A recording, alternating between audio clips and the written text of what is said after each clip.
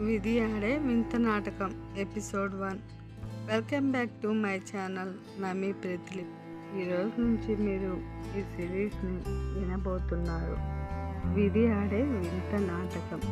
ఇది ఒక అమ్మాయి జీవిత కథ. ఇందులో విలన్లు ఉండరు. విధే అమ్మాయి జీవితంలో విలన్. ఎంత కుటుంబం ఉండి ఏం లాభం? తలరాత బాగోలేనప్పుడు ఎవరైనా ఏం చేస్తారు? ఆ ఇంట్లో సంతానం దండిగానే ఉంది. అలా అని డబ్బు లేని జీవితము కాదు. డబ్బు కూడా నిండుగానే ఉంది. తండ్రి వ్యవసాయం, తల్లి తండ్రికి చేదోడు వాదోడుగా ఉంటుంది. పెద్దవాళ్ళ ముగ్గురు తండ్రికి చేదోడు వాదోడుగా పెట్టుకున్నాడు. చిన్నవాళ్ళ ఇద్దరిని చదివిస్తున్నారు. వారికి పుట్టిన ఆఖరి సంతానం ఆ అమ్మాయి మరెవరో కాదు, విధిరాతకి బలైపోయిన సావిత్రికి 3 అన్నయ్యలు, 1 అక్క. పెద్దవాళ్ళైన 2 మగపిల్లలకు పెళ్ళిళ్ళు చేసేశాడు సావిత్రి తండ్రి సుబ్బారావు. వారికి చెరకు ఇల్లు ఇచ్చి వేరు కాపురం కూడా పెట్టించాడు. వారికి బాధ్యతలు తెలిసి రావాలని. వాళ్ళ దగ్గర ఉన్న 3 పిల్లలు వాళ్ళిద్దరు అందరూ సంతోషంగా జీవిస్తున్న సమయం అది. సావిత్రి 6వ తరగతిలోనే పెద్ద మనిషి అయింది. 7వ తరగతిలో అంతా హాయిగా సాగిపోయింది. చిన్నన్నయ్యతో రోజు స్కూల్కి వెళ్ళి ఇంటికి వచ్చేది. అలా 7వ తరగతి పాస్ అయిపోయింది. సావిత్రికి 7వ తరగతిలో 459 మార్కులు వచ్చాయి. టీచర్లందరూ సావిత్రిని బాగా మెచ్చుకున్నారు. తల్లిదండ్రులను పిలిచి ఇంకా చదివించమని కోరారు. వారు కూడా దానికి ఒప్పుకున్నారు. ఆడపిల్లలు మాత్రమే ఉండే హై స్కూల్లో చేర్పించారు సావిత్రిని. అలా ఆమె 7వ తరగతి నుండి 8వ తరగతిలోకి అడుగుపెట్టిన వేళ విశేషం ఏంటో కానీ ఆమెకి అక్కడ ఏమాత్రం నచ్చడం లేదు. ఒకవైపు కొత్త, మరోవైపు టీచర్లు చెప్పే పాఠాలు అర్థం కావట్లేదు. అందరూ టీచర్లు ఎవరితో ఎలా మాట్లాడాలో తెలియక సతమతమైంది. దాంతో చదువు మీద ఉన్న శ్రద్ధ పోయింది. అంతలోనే సావిత్రి తల్లి రంగమ్మ అన్న ఒకరోజు వాళ్ళ ఇంటికి అమ్మ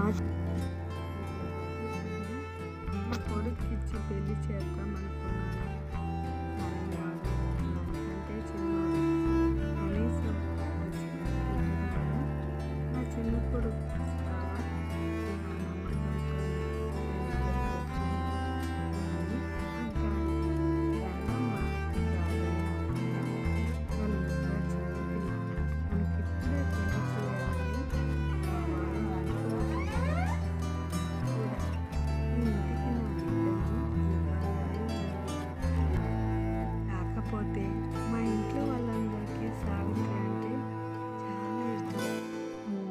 ఒప్పుకుంటారో లేదో ఒకసారి అడిగి చూస్తాను. 1 వారం పోయిన తర్వాత నువ్వు నీ కొడుకుని పంపించు. ఇప్పటి వరకు నీ కొడుకుని మేమెవ్వరం చూడలేదు. మీ దారి మీది, మా దారి మాది అన్నట్లు ఉన్నారు మీరు. ఇప్పుడు మీ కొడుకు పెళ్లి కోసం ఎక్కడ దాకా వచ్చావు అని అంటుంది రంగమ్మ. అయ్యో, అలాంటిదేమీ లేదమ్మా. నువ్వు నా పిన్ని కూతురు అయినా కానీ నా సొంత చెల్లెలా అనుకుంటున్నాను. ఈ ఇంటి నుంచి ఒక్క అమ్మాయినైనా నా ఇంటికి తీసుకువెళ్ళాలి అనుకుంటున్నాను. అందుకే నేను ఇంత దూరం వచ్చాను. నేనే కనుక మీ అన్నయ్యని అని అనుకుంటే నువ్వు నీ కూతుర్నిచ్చి పెళ్లి చెయ్యి, లేదంటే నీ ఇష్టం అంటూ అక్కడ నుంచి వెళ్ళిపోయాడు గాలయ్య. అలా రంగమ్మ అన్నయ్య కోపంగా వెళ్ళిపోగానే ఆమెకి కొంచెం బాధగా అనిపించి ఎలాగైనా భర్తని ఒప్పించి తన అన్నయ్య కొడుక్కి తన కూతురు కూతుర్ని ఇచ్చి పెళ్లి చేయాలని భర్తతో వీలు చూసుకొని ఆ విషయాన్ని భర్త చెవిలో వెయ్యాలని ఎదురు చూస్తూ ఉంది. సావిత్రి తల్లి ఇంత చిన్న వయసులోనే తనకు పెళ్ళి జరగబోతున్నట్లు తెలియని ఆ చిన్నారి సావిత్రి ఆటలతో పాటలతో చదువులతో బిజీ అయిపోయింది. అలా కొన్ని రోజులు గడిచిపోయాయి. ఒకరోజు మధ్యాహ్నం పూట సావిత్రి తన స్నేహితురాళ్లతో ఇంటికి వస్తున్న వేళ అది. వరండాలో ముగ్గురు యువకులు కూర్చొని ఉండడం చూసిన సావిత్రి ఎవరై ఉంటారు? ఒకవేళ తన అక్కయ్యకి ఏమైనా సంబంధం వచ్చిందేమో అని మనసులో ఆలోచిస్తూ ఫ్రెండ్స్కి బాయ్ చెప్పి ఇంట్లోకి వెళ్ళింది. అక్కడ సుబ్బారావు, రంగమ్మ ఇద్దరు గొడవ పడుతున్నారు. సావిత్రికి ఏం జరిగిందో అర్థం కాక తన బ్యాగ్ తీసి అక్కడే కూర్చున్న తన అక్క దగ్గరికి వెళ్ళి కూర్చొని ఏం జరుగుతుందో అని తన అక్కను కళ్యాణితోను చదువు స్కూల్ వరకే, హై స్కూల్కి వెళ్ళలేదు, అడిగింది. నేను ఇప్పుడే వచ్చాను, బహుశా బయట ఉన్న ముగ్గురు గురించే అనుకుంటా అని అంటుంది కళ్యాణి. ఇంతకీ ఆ ముగ్గురు ఎవరు అని ఆలోచిస్తూ డోర్ దగ్గరికి వెళ్ళి తన వైపు చూసింది కోపంగా.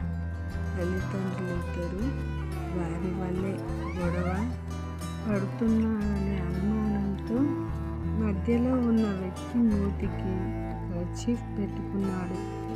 వాళ్ళెవరో సావిత్రికి తెలీదు.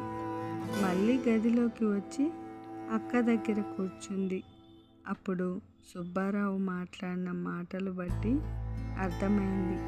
ఆ మాటలకు అర్థం పెద్ద పిల్లకు పెళ్లి చేయకుండా చిన్నపిల్లకి ఇప్పుడే పెళ్ళి ఏంటి అని అంటూ కసురుతున్నాడు రంగమ్మని సుబ్బారావు.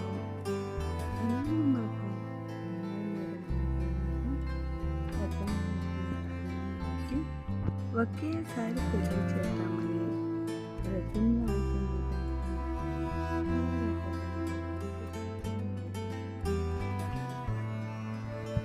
రావు చివరికి ఒక నిర్ణయానికి వచ్చి, నీ ఇష్టం, నువ్వు ఎలా అనుకుంటే అలా చెయ్యి అని రంగమ్మకు చెప్పి అక్కడి నుంచి వెళ్ళిపోయాడు. ఇక రంగమ్మ ఆనందానికి పట్టపగ్గాలు లేవు. తన అన్నయ్య కొడుకు తన చిన్న కూతుర్ని పిలిచి చిన్న కూతుర్ని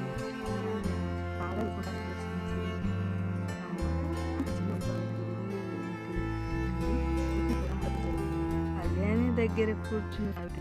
ఇప్పుడు స్కూల్ ఏంటే, నన్ను చూడ్డానికి మీ బావ వచ్చాడు, అదిగో ఆ మధ్యలో కూర్చున్నాడు, వాడే మీ బావ అని తల్లి చెప్పిన మాటలకి ఆశ్చర్యపోయింది సావిత్రి.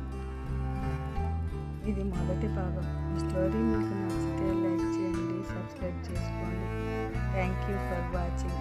అందరికీ ధన్యవాదాలు.